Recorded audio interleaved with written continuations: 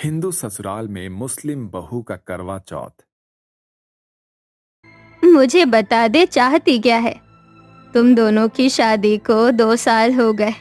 आखिर कब देगी मुझे पोता पोती लाकर। पहले तो माँ जी आप मुझसे तमीज से बात कीजिए। भूलिए मत कि मैं कितने ऊंचे घर से आई हूँ। और ये ताने मुझे क्यों मार रही हैं? आप अपने बेटे से पूछ लीजिए मुझ में क्या कमी निकाल रही हैं। बहू जुबान संभाल कर बात कर। सॉरी माँ जी, जुबान संभालने की मुझे कोई जरूरत नहीं है। बस फालतू का ब्लेम और टॉर्चर कर रही हैं जब से मेरी शादी हुई है। इतना कहकर सरोज की बहू शेफाली अपने कमरे में चली जाती है। दरअसल वो इसलिए इतनी ऐंठ में बात कर रही थी क्योंकि वो एक अमीर खानदान की इकलौती लड़की थी। जब से आसपास की औरतों ने बच्चे के लिए सरोज को टोका है, तब से सरोज पोता पोती की रट लगाकर बैठी है। इस वजह से अक्सर सास बहू के बीच खटपट हो जाया करती थी। बस बहुत हो गया।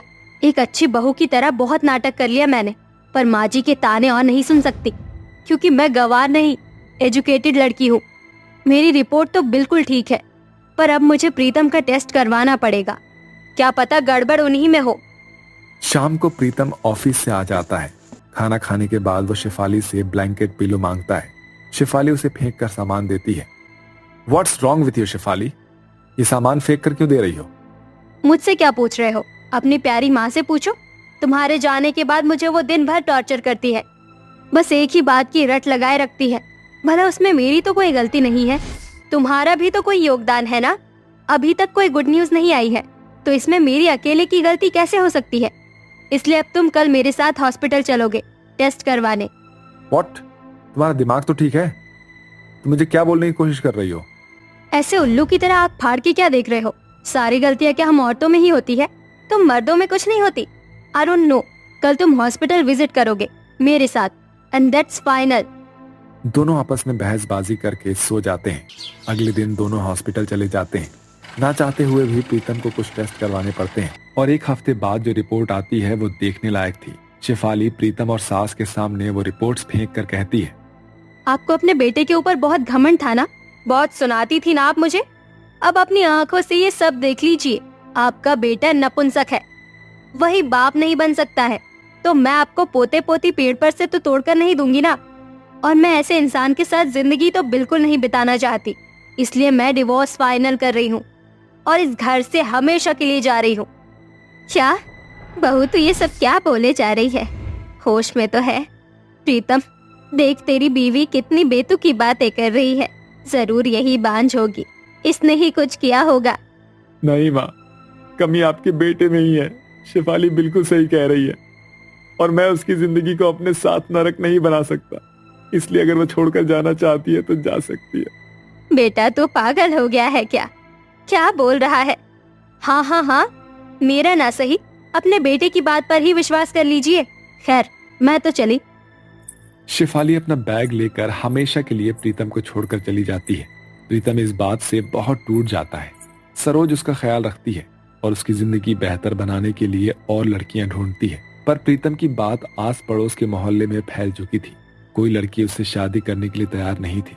फिर प्रीतम जिस ऑफिस में काम करता था, वहां एक मुस्लिम लड़की अफसाना, जिसने न्यू ऑफिस ज्वाइन किया था, और वो धीरे धीरे प्रीतम को पसंद करने लगी थी। एक दिन प्रीतम अफसाना के साथ लिफ्ट में फंस जाता है। ओहो, ये लिफ्ट कैसे बंद हो सकती है यार? अफसाना तुम डरना मत, मैं यही हूँ, अभी थोड़ी ही देर में चल जाएगी ये। आप फिक्र ना करें, जब आप हमारे साथ हैं तो हम क्यों ही डरे। वैसे सर आपकी शादी हो चुकी है? भला ये कैसा सवाल है जिसका जवाब मैं यहाँ दूं? प्रीतम इमरजेंसी कॉल करता है, जिसके बाद लिफ्ट चालू हो जाती है। झटके की वजह से डर कर अफसाना उसे गले लगा लेती है। सर मुझे बहुत डर लग रहा है। अरे डोंट वरी, अभी तो तुम कह रही थी कि मेरे साथ हो तो तुम्हें डर नहीं लगेगा, और अब देखो, अब हम बाहर भी आ गए हैं, लिफ्ट खुल गई है भाई। Thank you sir. अरे इसमें थैंक यू की क्या बात थी? ठीक है, आपको थैंक यू नहीं चाहिए तो मेरे हाथ की बनी शाही बिरयानी खानी पड़ेगी। हाँ जरूर। अगले दिन ही अफसाना अपने हाथ का बनाया खाना प्रीतम को खिलाती है और धीरे धीरे दोनों एक दूसरे से बात करने लगते हैं। फिर गरीब घर की अफसाना प्रीतम से अपने दिल का हाल बयां कर देती है। अफसाना, ये तुम क्या बोल रही हो यार? तुम मुस्लिम हो, मैं हिंदू हूं, और तुम मुझसे प्यार कैसे कर सकती हो? और ये भी छोड़ दो, मैं उस लायक भी नहीं हूं कि मैं तुम्हें खुशी दे पाऊं, क्योंकि मैं कभी बाप नहीं बन सकता हूं। देखिए, आप हमारे मोहब्बत को ऐसे ना ठुकराइए। हाँ, मुझे मालूम है कि मैं गरीब घर से हूँ और आप अच्छे भले घर से हैं। मुझे धर्म जात का कोई फर्क नहीं पड़ता। और रही बात बच्चों की, तो वो हम अडॉप्ट करके भी माँ बाप बन सकते हैं। प्रीतम जी, हमसे निकाह कर लीजिए।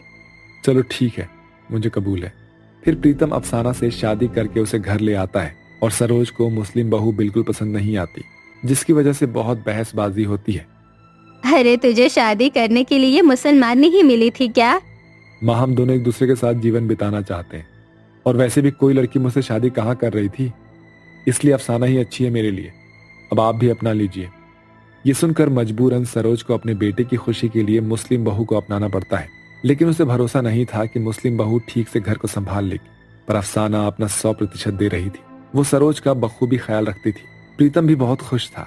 वो घर का काम भी बहुत अच्छे से करती है। फिर एक सुबह सरोज बहू का कमरा खटखटाती है। अरे बहू, उठ जा, सरगी खानी है तुझे। जी अम्मी जान, ये सरगी क्या होता है और आप इतनी सुबह सुबह क्यों आई? बहू, सरगी वो होती है जो सास अपनी बहू को खुद बना कर देती है करवा चौथ वाले दिन। आज करवा चौथ है, तुझे मेरे बेटे की लंबी आयु के लिए ये व्रत करना होगा। फिर चंद्रमा को अर्घ देकर तू इस व्रत को खोलेगी। हाँ अम्मी जान, ये हमने बहुत सुना है। मैं जरूर करवा चौथ का रोजा रखूंगी, मेरा मतलब व्रत रखूंगी। ठीक है बहू, और ये सुहागन का जोड़ा है, तैयार हो जाना। पता नहीं क्यों, पर मुझे विश्वास नहीं हो रहा कि ये मेरे बेटे के लिए व्रत रखेगी भी या नहीं। आज मुझे पता चल जाएगा ये मेरे बेटे से कितना प्यार करती है। ये कहकर सरोज अपने कमरे में चली जाती है। फिर अफसाना हिंदू बहू की तरह 16 श्रृंगार करके लाल जोड़े में तैयार हो जाती है और घर की साफ सफाई करके पूजा करती है। और सरोज अपनी बहू को परखने के लिए स्वादिष्ट स्वादिष्ट व्यंजन बनाकर रसोई में तो कुछ टेबल के बाहर रख देती है और दूरबीन से देखती रहती है। ये मुस्लिम बहू सामने से गुजर रही है। अगर इसने मेरे बेटे के लिए व्रत नहीं रखा और खाना खा गई तो मैं समझ जाऊंगी ये ढोंग करती है।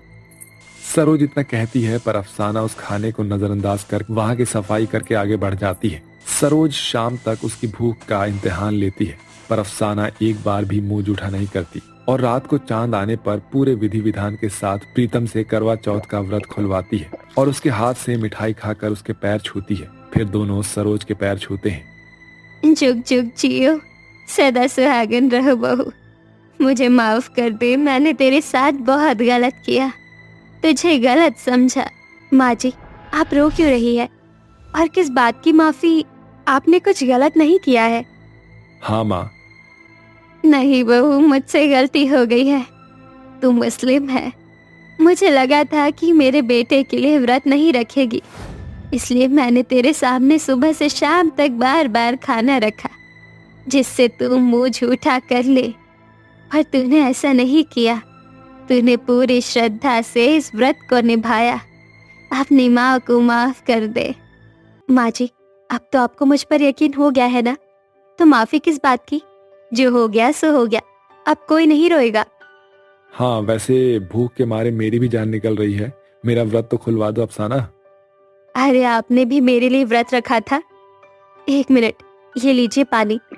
फिर मुस्लिम बहू अपने पति का करवा चौथ का व्रत पूरा करवाती है। कुछ समय बाद प्रीतम और अफसाना एक बच्चे को अडॉप्ट कर लेते हैं। फिर सभी लोग खुशी खुशी रहने लगते हैं।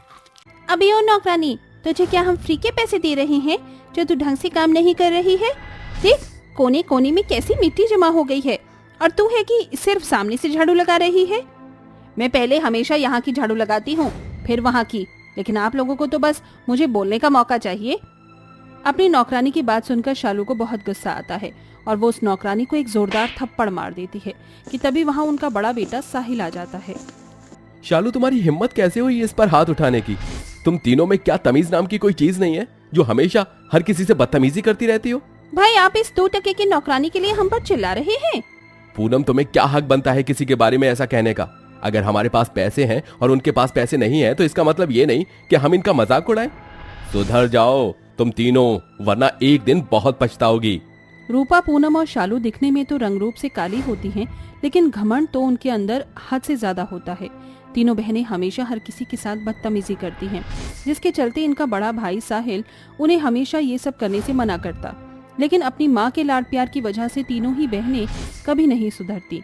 ऐसे ही समय गुजरता है और एक दिन माँ, जब मैं अपनी पढ़ाई के लिए विदेश गया हुआ था तो मुझे वहां एक जेनिफर नाम की लड़की मिली थी। जेनिफर एक बहुत अच्छी लड़की है और उसे हमारे रीति रिवाजों के बारे में भी पता है, इसलिए मैं जेनिफर से शादी करना चाहता हूँ। भैया, आप पागल तो नहीं हो गए हो? एक अंग्रेजन को इस घर की बहू बनाओगे? मैंने सुना है बाहर देश की लड़कियां बहुत ज्यादा बिगड़ी हुई और बदतमीज होती हैं। तुम तीनों को क्या हक बनता है किसी के बारे में ये सब कहने का, जब तुम उसे जानती ही नहीं हो? जेनिफर बहुत अच्छी है और मेरे ख्याल से वो तुम तीनों से ही बहुत अच्छी है। वो हर एक किसी की इज्जत करती है, चाहे वो छोटा हो या बड़ा हो। अगर आइंदा जेनिफर के बारे में कुछ भी कहा तो मुझसे बुरा कोई नहीं होगा। साहिल की बात सुनकर तीनों बहनों को बहुत बुरा लगता है और वो जेनिफर से नफरत करने लगती हैं। कुछ ही महीनों में साहिल और जेनिफर की शादी हो जाती है। पूनम, जा, किचन से मैंने चावल का कलश रखा हुआ है, जल्दी से ले आ, तेरी भाभी का गृह प्रवेश कराना है। पूनम किचन में कलश तो लेने जाती है कि तभी वहाँ शालू आ जाती है। ये देख पूनम, मेरे पास इस बैग में क्या है? छी, ये तो कॉकरोच है। अब हम इन कॉकरोच को इस चावल के कलश में अंदर डाल देंगे। जैसे ही हमारी अंग्रेजन भाभी उस कलश को गिराएगी तो कॉकरोच देखकर काफी डर जाएगी। पूनम को शालू का आइडिया बहुत पसंद आता है, जिसके बाद वो चावल के कलश के अंदर बहुत सारे कॉकरोच डाल देती है और उसे ले जाकर अपनी भाभी के पैरों के पास रख देती है। जेनिफर जैसे ही उस कलश को गिराती है तो उसमें से बहुत सारे कॉकरोच निकलते हैं, जिसे देखकर जेनिफर डर जाती है। Oh my God, cockroach! अरे देखो तो जरा, ये अंग्रेजन कैसे डर गई। तीनों नंदे काफी हंसने लगती है कि तभी साहिल उन तीनों पर चिल्लाता है। क्या बदतमीजी है ये? अपनी भाभी से कौन ऐसा मजाक करता है? इट्स ओके साहिल, जोक ही तो था, आप एंग्री मत होइए। जेनिफर की बात सुनकर साहिल शांत हो जाता है, जिसके बाद साहिल जेनिफर को अपने कमरे में ले जाता है। जेनिफर दिखने में काफी ज्यादा सुंदर होती है और जेनिफर के काफी लंबे और घने बाल होते हैं। वहीं तीनों नंदे काफी काली होती हैं और उसी के साथ उनके बाल भी काफी छोटे होते हैं। अपनी भाभी की खूबसूरती और लंबे बाल देखकर तीनों नंदे उससे काफी जलने लगती हैं और वो तीनों नंदे अपनी अंग्रेजन भाभी को परेशान करने का एक भी मौका नहीं छोड़ती। अरे भाभी, ये आप क्या कर रही हो? आप वॉशिंग मशीन से कपड़े धो रही हो? हमारे यहाँ वॉशिंग मशीन में नहीं बल्कि इस थापी से कपड़े धोते हैं। लेकिन मुझे तो इसका यूज करना नहीं आता। कोई बात नहीं भाभी, हम आपको बता देते हैं। जिसके बाद तीनों काली नंदे मिलकर अपनी अंग्रेजन भाभी को थापी से कपड़े धोने का तरीका बताती हैं और वहां से चले जाती हैं।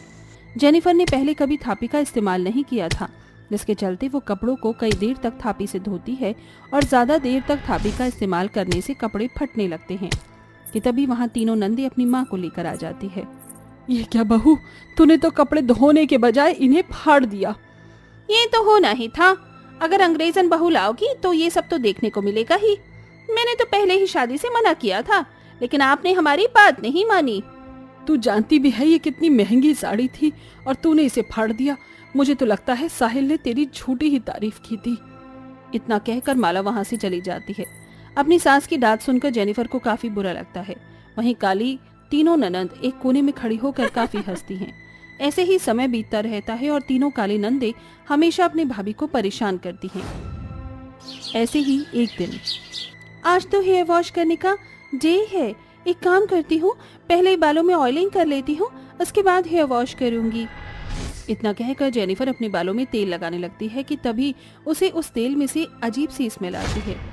ये तो काफी अजीब स्मेल है, लगता है इस तेल से ऐसे ही स्मेल आती है। ऑयलिंग के बाद जेनिफर अपने बालों को अच्छे से गूंथ कर घर के कामों में लग जाती है कि तभी उसकी तीनों ननद उस कमरे में आती हैं और उस तेल की बोतल को देखते हुए कहती हैं, बड़ा घमंड था ना इसको अपने लंबे बालों पर।